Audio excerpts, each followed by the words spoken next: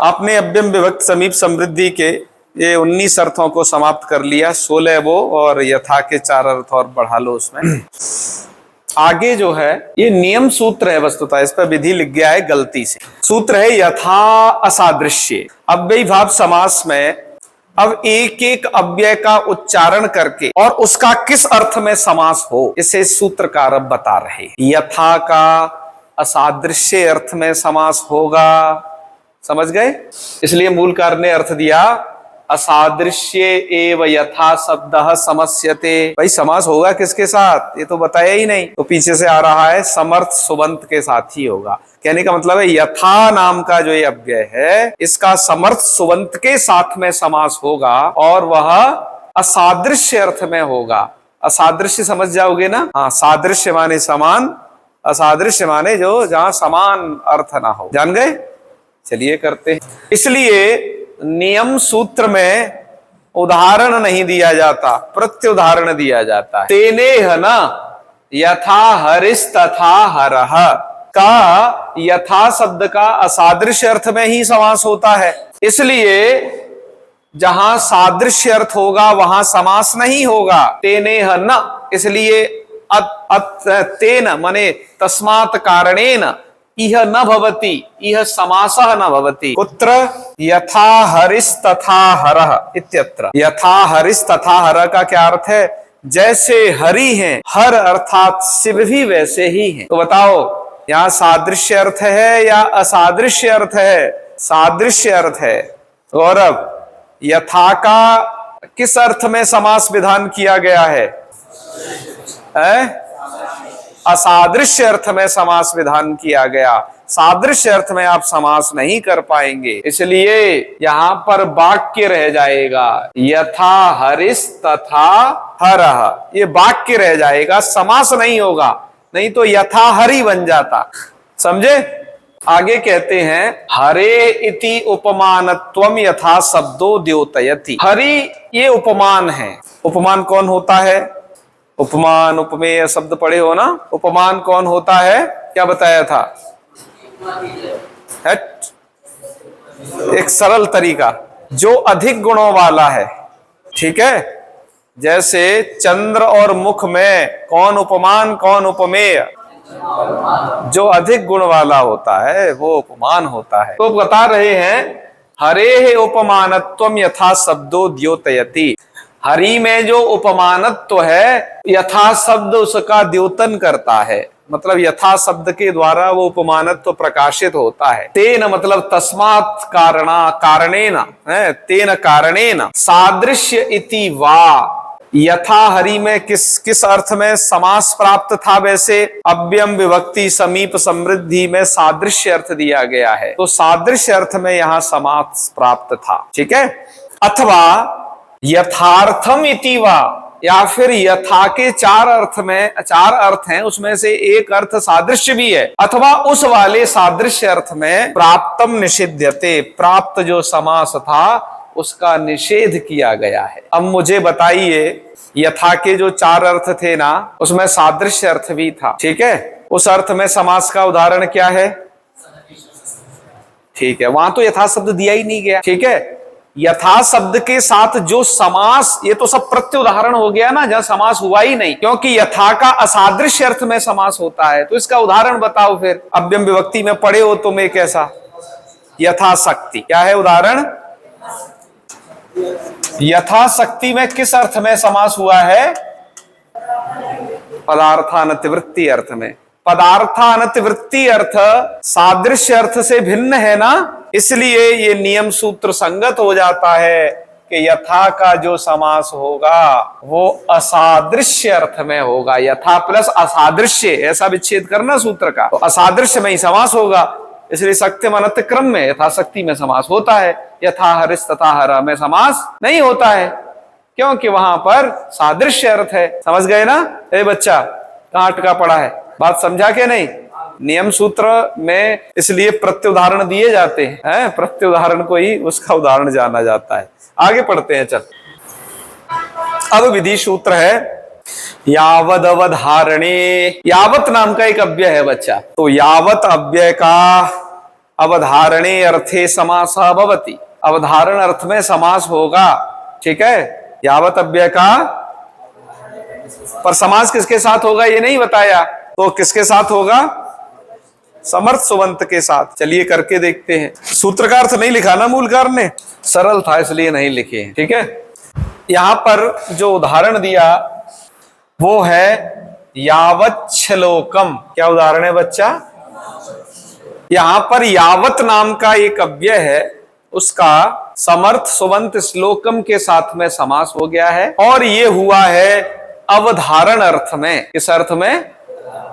अवधारण अर्थ में। अवधारण क्या है बताते हैं, इसके द्वारा पता चल जाएगा जब विग्रह। इसका विग्रह वाक्य देखिए, यावन्तः श्लोकाः तावन्तो अच्युत प्रणामाः।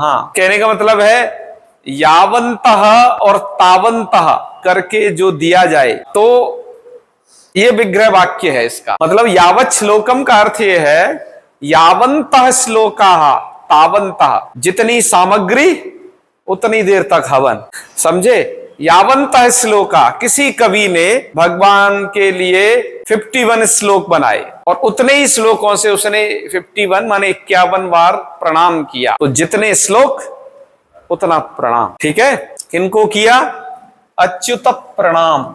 अच्युत कहते हैं भगवान विष्णु को। तो यावत श्लोकम का मतलब क्या है? यावत श्लोकम का वैसे अर्थ देखिए, देखा जाए जितने श्लोक, यावत माने जितना कहते हो तुम, जितने श्लोक, पर यहां अवधारण अर्थ है, अवधारणे कहा गया है। इसका मतलब पूरा ये समझना चाहिए, यावन्तः श्लोकाः, जितने श्लोक उतना प्रणाम। ठीक है, करोगे कैसे? अलौकिक लौकिक विग्रह तो ये है, ये सब नित्य समास है, इसलिए हमें सब जगह अस्वपद विग्रह करना पड़ रहा है। समास में तो यावत श्लोक 2 पद है, लेकिन उसका अर्थ बताने के लिए इतना सारा समूह आपको दिया जा रहा है। इसका अलौकिक विग्रह आप कैसे करेंगे?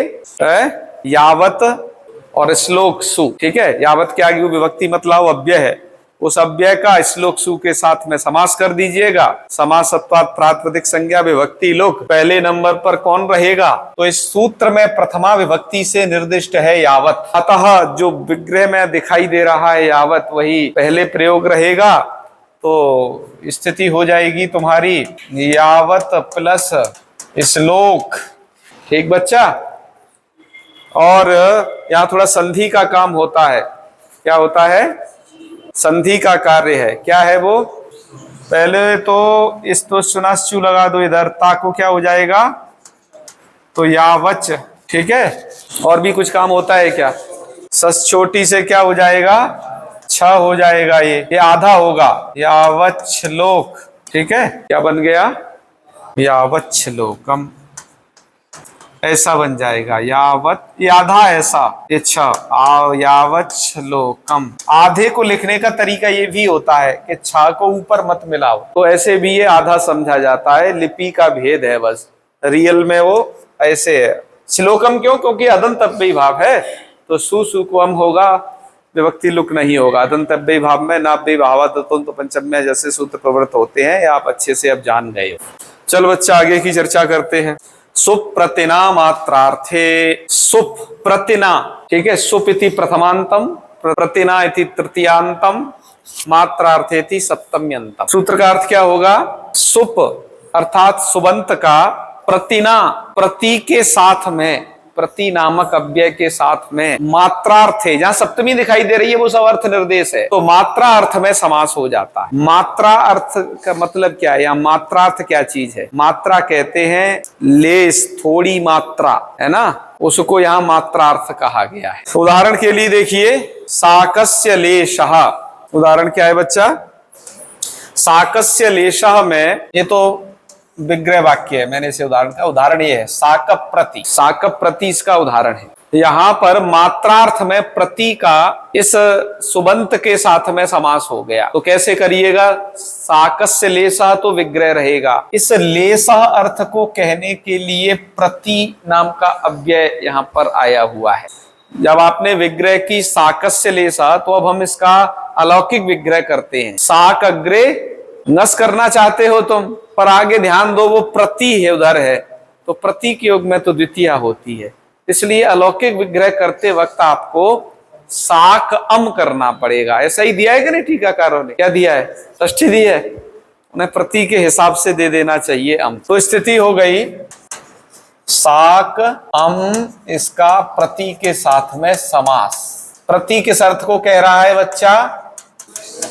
लेस अर्थ को कह रहा है, मात्रार्थ को कह रहा है। समासत्वात् प्रातिपदिक संज्ञा विभक्ति का लुक। यहां पर प्रति अव्यय का पूर्व प्रयोग नहीं हो पाएगा, क्योंकि सुप्रतिना मात्रार्थे में प्रथमा विभक्ति से निर्दिष्ट है सुप। अतः जो सुप माने ये जो सुबंत है, सी का पूर्व में प्रयोग रहेगा, बाकी विभक्ति तो लुक कर ही देना।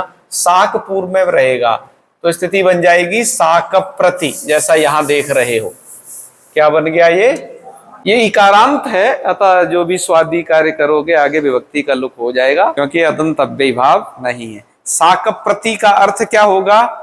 साक का लेस, मतलब साक का टुकड़ा। समझ रहे हो इस बात को? साक किसे कहते हैं रे? सब्जी को ही कहते हैं ना? हाँ, तो सब्जी का थोड़ा सा टुकड़ा, उसे साक प्रति, साक का लेस। कह रहे मात्रार्थे किम, आपने ये क्यों कहा कि जो सुबंत का प्रति के साथ में जो समास होगा वो मात्रा अर्थ में ही होता है, और अर्थ में नहीं होगा, इसलिए कहा। जैसे वृक्षम वृक्षम प्रति विद्योतते विद्युत, प्रत्येक वृक्ष पर बिजली चमक रही है। क्या है? प्रत्येक वृक्ष पर बिजली चमक रही है, इसका अर्थ होगा ना बच्चा? हाँ, गोविंदाचार्य जी ने यहाँ पर वृक्ष की ओर ऐसा अर्थ लिख दिया है। वृक्षम वृक्षम प्रति में उसको वीप्सा में जो दुर्वचन होता है ना, उसे नहीं देखा। मुझे यहाँ लगता है वीप्सा अर्थ है यहाँ पर, क्योंकि प्रत्येक वृक्ष पर, जैसे वृक्षम वृक्षम प्रति सिंचती है, तो वीप्सा में पद को दुर्वचन होता है, तो इसलिए वृक्षम वृक्षम प्रति विद्युतते विद्युत को ऐसा कहना चाहिए, प्रत्येक वृक्ष पर विद्युत विद्युतते, बिजली प्रकाशित हो रही। ठीक है, बिजली का मतलब वो वाली जब बारिश होती है ना, तब बिजली कड़कती है, उस बिजली की बात की जा रही है। पुराने जमाने में वही थी ना। हाँ, तो यहाँ पर क्या अर्थ है बच्चा? वीप्सा अर्थ लग रहा है। ठीक है, तो इसका अर्थ यही किया जाना चाहिए। गोविंदाचार्य जी ने कैसे कर दिया, थोड़ा हमें चिंतन और करना पड़ेगा। आइए, तो यहां देखो समास नहीं हुआ वृक्ष का वृक्षम का प्रति के साथ, क्योंकि यहाँ अत्र मात्रार्थ नास्ति, अभी तो वीप्सार्थ अस्ति, और प्रति का इसके साथ जब समास होगा सुबंत के साथ, तो फिर वो मात्रार्थ में ही होगा। क्लियर हो गई बात? चल आगे चलते हैं। अब अग्रिम सूत्र है अक्ष सलाका संख्या परिणा। इस सूत्र में कौन से अव्यय की चर्चा की है? परिणाम, परिणाम के अव्यय का। ये परिणाम का जो अव्यय है, इसका किन के साथ में समास होता है? तो पहले उनको बताया, अक्ष के साथ, नंबर 2 सलाका के साथ, नंबर 3 कोई सा भी संख्यावाचक शब्द हो उसके साथ में समास हो जाता है। तो भाई किस अर्थ में? अर्थ तो बताया ही नहीं। ताकि अर्थ कोई बात नहीं, सूत्रकार ने नहीं बताया, वृत्तिकार ने बता दिया। द्यूतव्य व्यवहारे पराजय एवायम समासः, जब द्यूतव्य व्यवहार में पराजित हो जाए, हार जाए, तभी इस समास को किया जाना चाहिए। ठीक है, तो उदाहरण देखिए। सबसे पहला उदाहरण परी के साथ अक्ष का, और वो उदाहरण है अक्षपरी। क्या उदाहरण है बच्चा? अक्षपरी। अर्थ क्या है कि अक्षेण विपरीतम वृत्तम, अक्ष के द्वारा पूरा वृत्त विपरीत हो गया। कहने का मतलब है अक्ष के कारण वो जो है जुआ हार गया। ठीक है, ये कहने का अर्थ है विपरीतम वृत्तम। बाल मनोरमा में इसके अर्थ को देख लेना, इस प्रकार से दिया गया है। वृत्तम माने परिवृत्तम उन्होंने दिया कि अक्ष के कारण जुआ हार गया, है ना। शकुनी था ना बहुत उस्ताद, वो ऐसे बना के लाया, अक्ष माने पासे जिनके द्वारा जुआ खेला जाता है, तो उनके द्वारा वो उसने किसी को हरा दिया। पर यहाँ तो स्वयं के हारने की बात है। अक्षेण विपरीतम अक्षम, तो विपरीतम वृत्तम अक्षपरी। यहाँ पर क्या हुआ? परी का पूर्व प्रयोग नहीं हुआ, क्योंकि परिणाम है तृतीया है, और सूत्र में प्रथमा विभक्ति से निर्दिष्ट पद है अक्ष सलाका परिणा संख्या, ये बहुवचनांत पद है। अतः पूर्व में जो प्रयोग रहेगा अक्ष सलाका और संख्या का ही पूर्व में प्रयोग रहेगा, क्योंकि प्रथमा निर्दिष्टम समास उपसर्जनम से होता है। समास शास्त्र में जो प्रथमा विभक्ति से निर्दिष्ट, और वैसा आप जो है देखना विग्रह वाक्य में जो हो उसके द्वारा बोध्य, उसका ही पूर्व प्रयोग करना है। इसलिए यहाँ पर अक्ष शब्द का पूर्व प्रयोग करके हमने उदाहरण बनाया अक्षपरी। स्वादी भी आएंगे, पर आप जानते हो यदि वो अदंत अव्ययीभाव नहीं है तो वो जिंदा नहीं बचते हैं। इसी प्रकार से देखो सलाका परी कैसे बनाओगे, सलाकया विपरीतम वृत्तम, बस इसकी तृतीया चेंज करनी है, सलाका की सलाकया, सलाकया विपरीतम वृत्तम। इसका उदाहरण है ये सलाका परी, बना लोगे ना। यहां पर विग्रह वाक्य क्या दिए गए हैं अलौकिक में, तृतीयांत दिए हैं, अलौकिक विग्रह वाक्य में सलाका टा वगैरह दिया है, ठीक है। सलाका परी इसका मतलब होगा एक सलाका के कारण वो जुआ हार गया। एक परी ये संख्या का उदाहरण है बच्चा, एक परी का मतलब होगा एकेन विपरीतम वृत्तम, भाई एक वो जो था उसमें पासा वो उलट गया, बस उसी के कारण में हार गया। एकेन विपरीतम वृत्तम तो बन जाएगा एक परी। ऐसे द्वित्री परी भी बना सकते हो, द्विपरी त्री में दो उसके पास से थोड़ा ऐसे हो गए इसलिए वो हार गया। तो अक्ष परी, सलाका परी और एक परी। इधर समास द्युत पराजय होने पर ही होता है, परी के साथ में समास किन किन के साथ होता है आपने देख लिया, ये उदाहरण थे। यहां तक का जो बात बच्चा कहानी था ये सभी हम अभी तक नित्य समास पढ़ रहे थे। इसके बाद विभाषा का अधिकार आरंभ होगा, यहां से अब हम विभाषाधिकार वाले समासों को पढ़ेंगे।